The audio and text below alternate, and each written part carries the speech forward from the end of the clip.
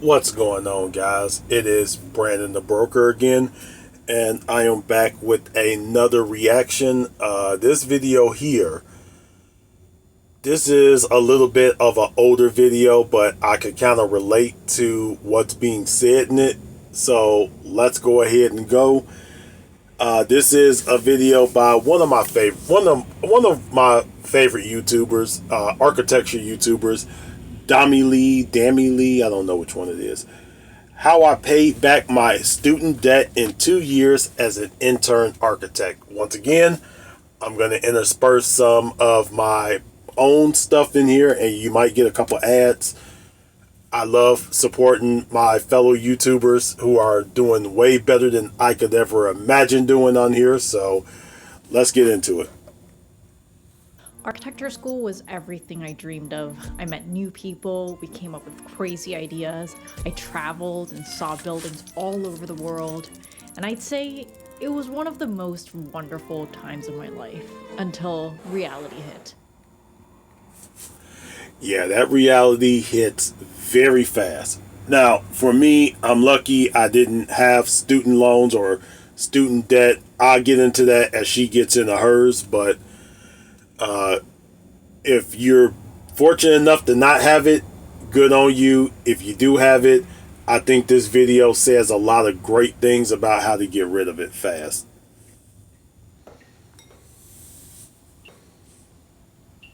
In this video, I'm going to talk about how I paid it all back in 2 years on an intern's salary. This video is sponsored by Plant a Tree with HP. We're going to talk about how they're helping James Institute to stop deforestation later on in this video. Hey guys, my name is Dammy and I'm an architect in beautiful Vancouver, BC. Now, some of you are going to graduate with a lot more than $50,000 in debt, and some of you will graduate with a lot less. But whatever the amount, student loans suck, and it's this black cloud that's constantly looming over your head. That's what quite a few people have told me, so I'm going to take that as true. You don't want to be paying thousands of dollars in interest. It's best if you pay it back ASAP. But when I was in school, I was not that financially savvy. I realized how much money I was paying in interest.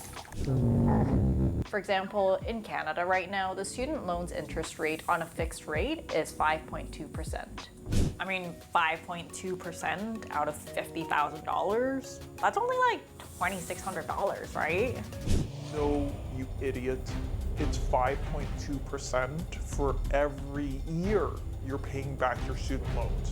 So if you're paying it back over 10 years, that's around $11,000.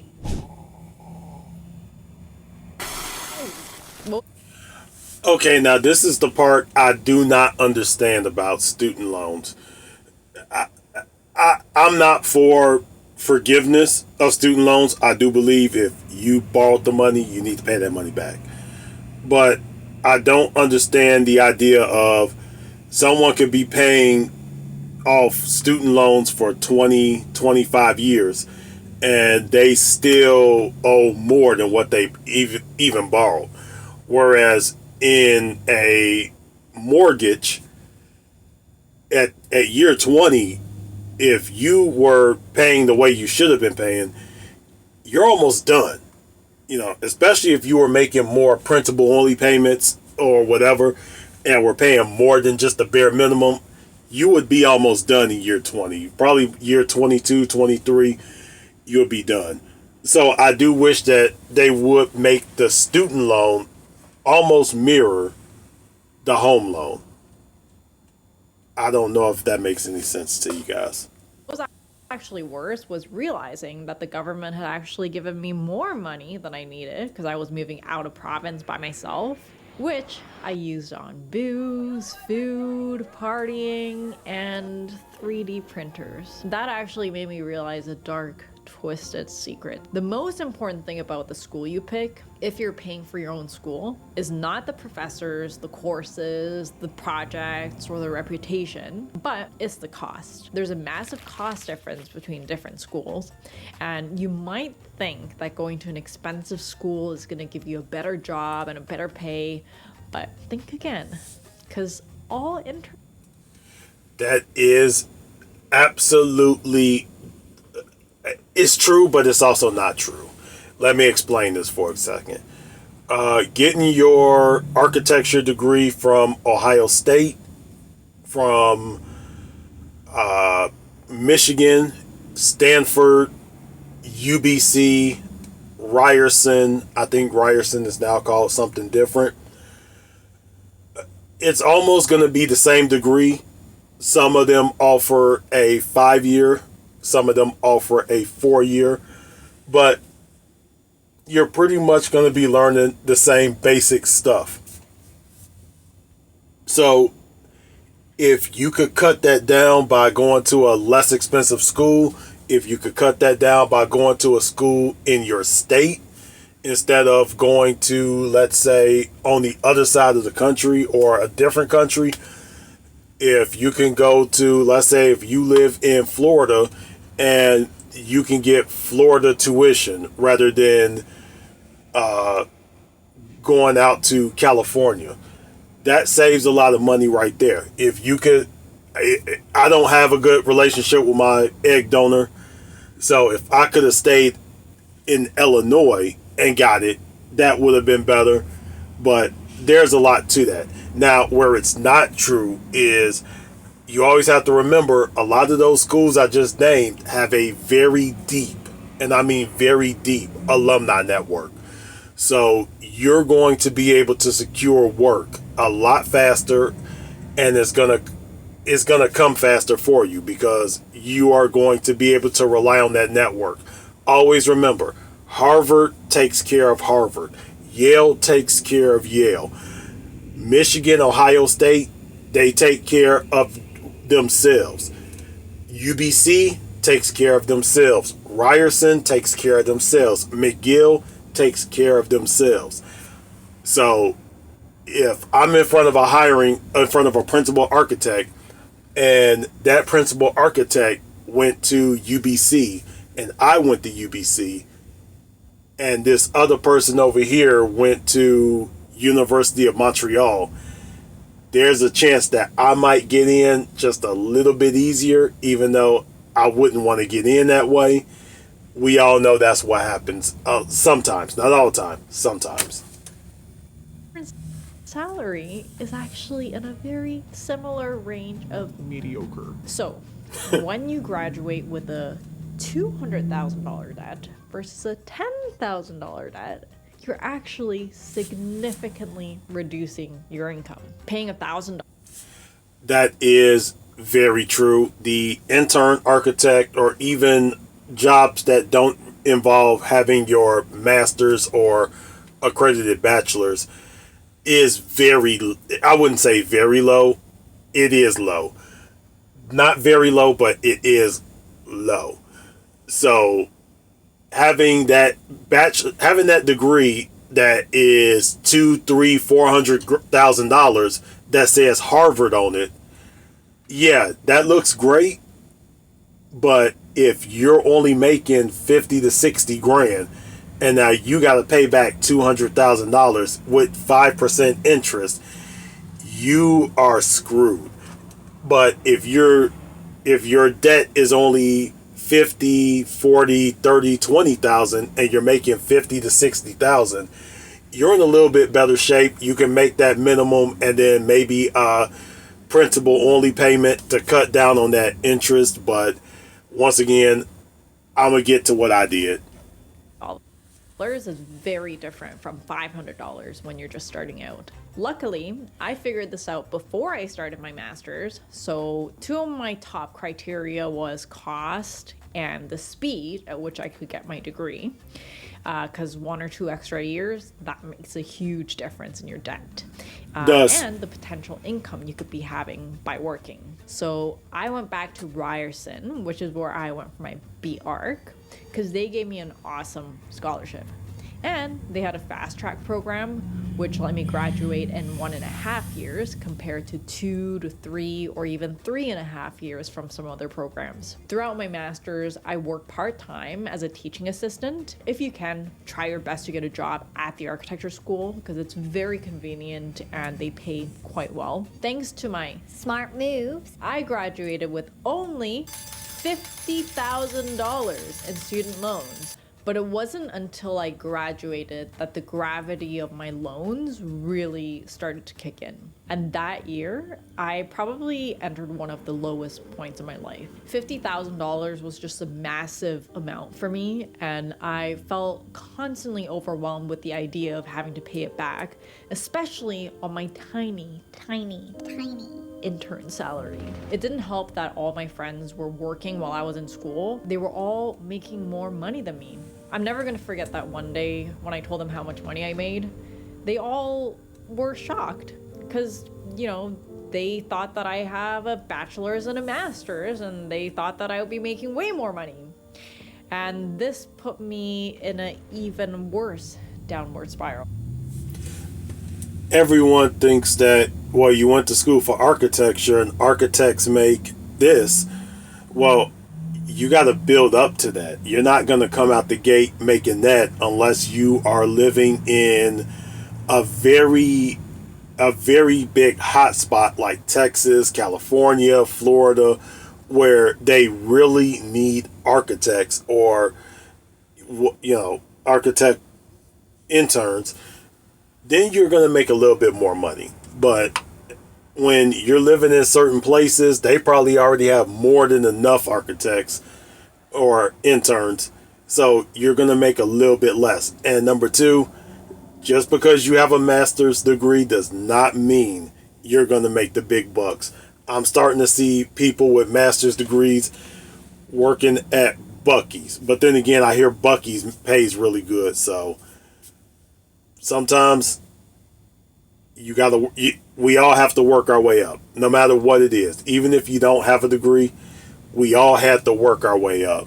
So I feel her pain. I had no motivation. I wasn't enjoying my work, and I was becoming resentful of everyone and of myself. Let me just pause for a quick moment for a message from our sponsor, HP. As an Go ahead, architect, get that I money, spend a lot girl. of time reading the fine print on the environmental impact of some of the products and materials I'm specifying. I try to look at the material content and where it comes from, but also the company's manufacturing process or the recycling program. HP is a company that's actually making a lot of strides on their sustainability agenda, not just using it as a marketing pitch. So their newest initiative is a partnership with Trees for Jane, which is an international grassroots campaign with the goal of stopping deforestation and helping communities around the world. And so all of your HP purchases from now through June is going to contribute to planting 1 million trees. If you've never heard of Dr. Jane Goodall, she's the founder of the Jane Goodall Institute, and she's also a UN Messenger of Peace. And the foundation's been doing some really amazing things, including their goal to plant 1 million trees by the end of 2022. HP's products and their packaging contain recycled material, like their HP ND 7955E, which is made with 45% recycled plastic. Their products also contain ocean-bound plastics. They also have a recycling program where you can send back your empty cartridges and they'll recycle it for you so you know it's going to the right places. Anyways, all of your HP purchases from now through June is going to contribute to this initiative. So if you need to buy any printers or products, this is probably a good time to buy. So anyways, back to my story. There was one thing that really helped me out of this downward spiral, and that was making a plan. So first, I sat down and analyzed my debt, and I set an ideal payoff date. For me, that ideal timeline was 2 years, because that was the time that I set for myself to get my architect's license. Now, that could, if you really, really hustle and you really buckle down, 2 years could be great. It could be what you need. It could also be setting yourself up for failure. But I always do say, if you can make if you can make a deadline work like that, then go for it. It's worth the try. And let's get into her plan. Because when she gets into her plan, that's when I'm going to start kind of telling you what I did. So it was actually kind of easy for me to visualize myself in this new life. Newly licensed architect with no debt. Then I used an online calculator like this one, where you can adjust the time span and it's going to tell you how much you need to pay each month to pay it off by that day. From this, I got my number. I then scheduled in my diary to check in with myself every week to make sure that I was on track. Once I set that goal, it became very obvious that I had to do two things. I had to seriously increase my income, and I had to seriously reduce my spending. I started packing my lunch, I stopped eating out, I cut my inessential spending. But there's one thing that made the biggest dent in my spending: moving back to my parents' house. This was actually... Now, this is one I can't do. I'm sorry. Like I said, myself and my egg donor do not have a good relationship.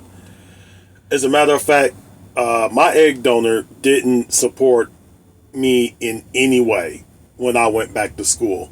I did it all on my own. So this wouldn't have even worked. This would have been disastrous. I would have never heard the end of it if I even attempted to move back in. Now, my sisters, my older sisters, not my youngest, my older sisters, they could. I couldn't. I would have been a bum, a nothing.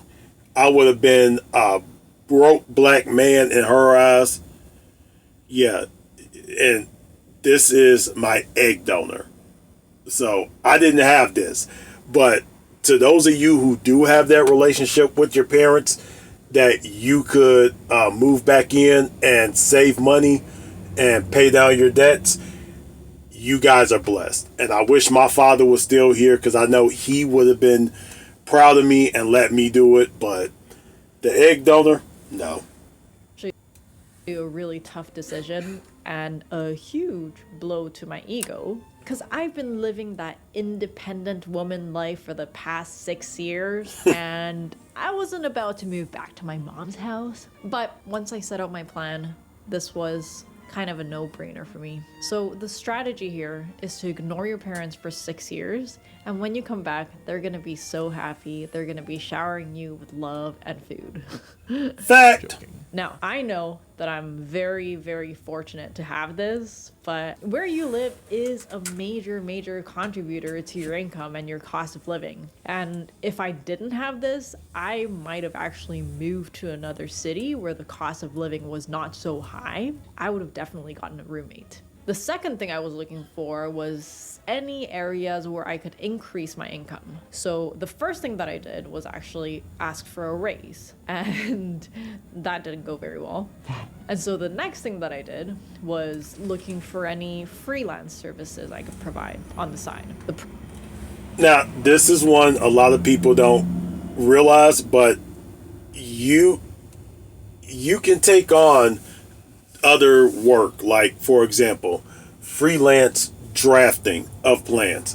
You can do that for people. You can do set designs. You can do world building for video games. You can do jewelry design. There's so many things you can do with an architecture degree that does not always equal architecture or homes or buildings. I can't go into all of it because this will be a 2-hour-long video. This will probably be an hour-long video anyway. But there are so many things you can do with an architecture degree that will allow you extra income. You could design people's jewelry for them. You could design almost anything. Like I say, video game world building is a good one. Set building is a good one because you get to do architecture, but on such a smaller scale, if that makes sense. So there's quite a few ways to increase your income.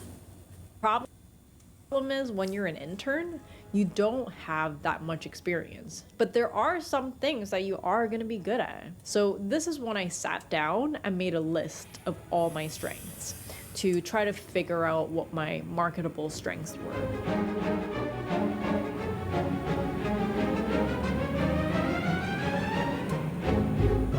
After an exhaustive list, I came up with 2 skills.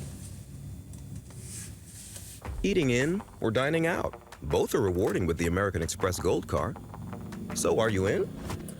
I came up with 2 skills, rendering and photography. So I told everyone I knew, if you know anyone who needs renderings or photography services, I'm the one. I can do it cheap and well. So I started getting some rendering jobs here and there. I was starting to meet my monthly financial goals, but I was really working around the clock because, big surprise, I was charging too little for my services. Till one day, all of that changed.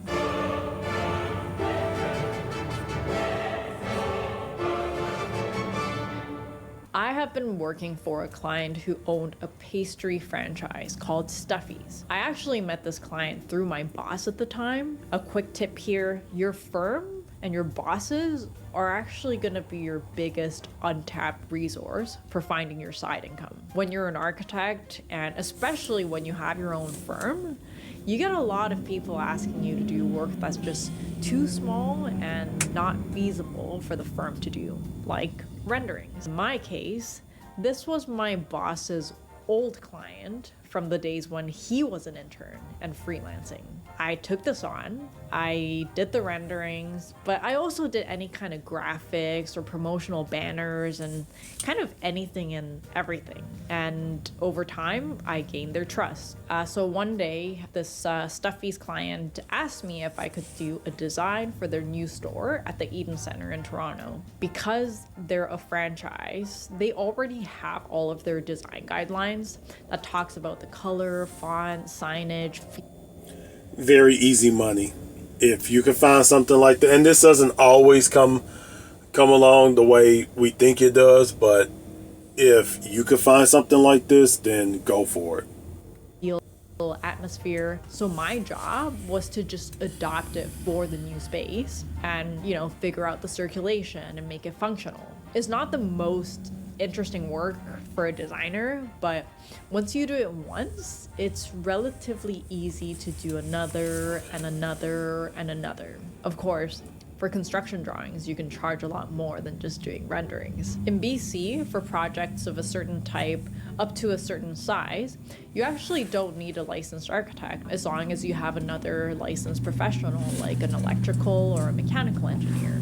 And actually, this is, like when you're an intern, is the perfect time for you to be doing these small projects, because once you become a licensed architect, no matter how small the project, you need to sign off on the drawings, and you can't really do that without a liability insurance or a certificate of practice, which actually cost thousands of dollars. And once you become a licensed... That is big facts right there. Even in the state of Alaska, there is a certain size home that you could stay under without having your architect license. But there is also the understanding that if anything happens, they are going to come after you. So you really don't want that liability on you. So if it's something small like a shed or a playhouse, okay, fine, no problem. Like a backyard little get together something, that's cool, no problem. But if it's something that someone's going to live in, absolutely not. I would rather you go to I can draft it, but you may want to take this to an engineer. And I'm always going to say that no matter who it is, always take it to an engineer after, because drafters, we draw the layout, architects, they draw the everything else, but engineers, they're going to make sure it's going to stand 150, 200 years from now. architect, you're actually a lot more limited to what you can and you can't do. I have a video where I talk about the pros and cons of getting licensed. I'll leave it right here. So anyways, this kept happening. I would get hired to do one thing, like renderings or photography, and I'd get asked to do the design or construction drawings. As a young graduate, you might think that you don't have the skills to make side income, but you actually do. If you just keep your ears open and tell everyone you know that you're providing these services, and now you have things like Fiverr or Upwork, right? Just get into the habit of showing off your work and your skills. And once you get the job, meet deadlines, do amazing work, be responsive, be nice and pleasant to work with. Do such a good job that when they need other design services, they're gonna be like, oh wait, can you do it? So this is a very quick breakdown of how I paid off my student loans in 2 years. Yes, I was very fortunate to be able to live rent-free at my mom's, and I was lucky to work for bosses who would regularly throw work my way, but none of this would have manifested in my life if I hadn't made a concrete step-by-step plan to pay off my loans. Of course, I had months where things didn't go as planned, but when you don't have a roadmap, you're just letting your loans control you. When you set a goal and track that goal and do whatever it takes to meet that goal, you will start to see gaps and opportunities that you hadn't seen before. If you're an intern architect, one of the fastest ways you can increase your salary is to get licensed and get more letters after your name. If you're interested in learning about how I got licensed in less than 4 years of working, I'll leave the video. So the way I did it, and I'm going to be completely transparent. The first way I did it is I went to community college for my generals. You know, your math, your reading, your writing, stuff like that. I went to community college. Community college is so cheap most times. It's cheaper. So paying out of pocket is almost nothing. It's like, you know, a couple weeks of your paycheck.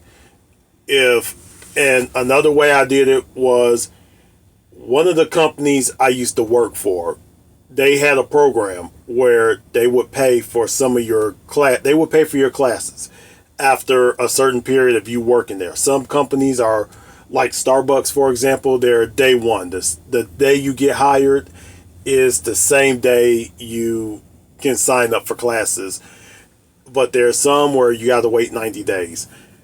So I was already with the company, so they paid for some of my classes.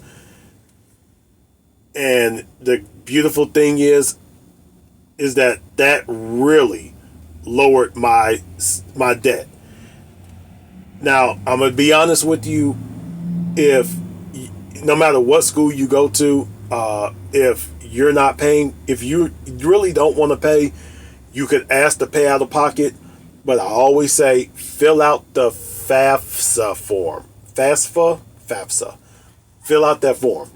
Because even though you may not take any student loans, it will show you if you're able to take any Pell Grants or get any scholarships based on your income. Because yes, there are a lot of times you can get grants and scholarships just off need, or you can get things you didn't know you were eligible for, but you got to fill out the form, or else you're going to pay for everything out of pocket. Once I left those companies and I was going to get my associates, that's when I started. Now, I do get GI Bill, but because I got out of the military a little early, they don't pay the full tuition. So, excuse me. So because of that, I do end up having to pay a little bit out of pocket myself. But that's where the grants and the scholarships do come in for me. So the bit I do pay out of pocket isn't much. Like I say, it's maybe, 2, 3, 4 paychecks. And one thing I also do, I don't know why I do this, I take the meal plan. I have no clue. Sometimes I don't even go on campus, but I'll let somebody take my meals. Like, hey, if you know somebody who's broke, and it does bring a little bit of that money back in. I'm not gonna say which school I did this at, but hey, you get this many meals for the week. Hey, I'll go ahead and give you that if you give me this. So that brings in a little bit extra money. But she did come up with a lot of good things. Like I say, if you're working on a job that they will pay the loans for you, great.